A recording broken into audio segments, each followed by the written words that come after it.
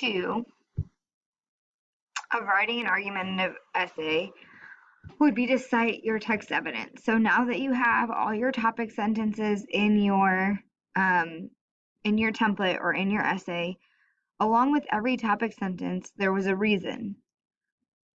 You should have, when instructed on reading your sources for this essay, you should have gotten those reasons from your sources.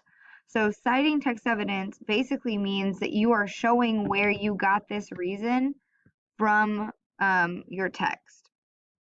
So here's how you write this part of the essay. So first off, you need to tell your reader where you got your information.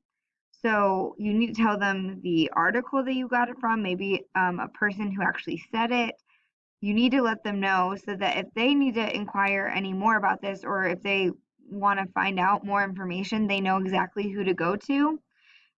It's also just really nice of you to let them know where you got the information. So for citing text evidence, this is where it is on this template. There's 3 of them because they go with each of the topic sentences. So right underneath where topic sentence reason number 2, there's cite text evidence. Topic sentence number 3, there's cite text evidence right here. On this template, it would be this part, the evidence, the C, just like that.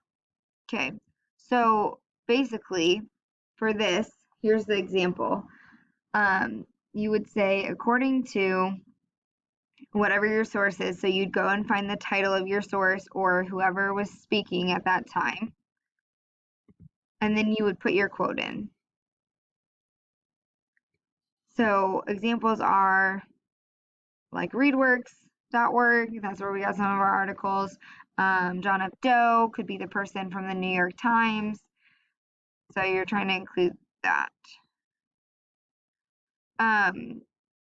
The other thing that I will remind you of for this step is that you need to, for citing text evidence, you need to make sure you say according to, or you need to introduce the quote. You also need to make sure that the quote matches your reason. So if your quote doesn't have anything to do with what you're arguing for in that paragraph, you shouldn't be using that quote. You need to find a better one. If you have any questions about that, please let me know. And then the other thing is, if you are pulling a direct quote from something, make sure that you put quotation marks around it.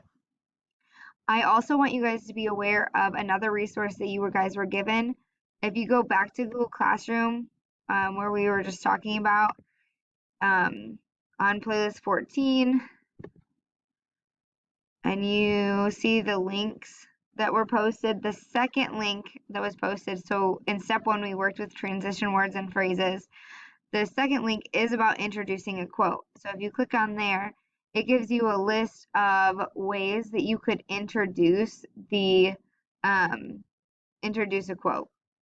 So you could use, like, for example, the author states. You could do, for instance, according to the author, in the article, any of those. What I would like to say is wherever it says like author or article, or like this actually says name of article, but like in the article, I want you guys to include the actual name of the person, of the author, or the name of the article. Be very specific. The more specific you are, the nicer you are being to the reader. So just remember that. So that's basically how you cite text evidence in your essay.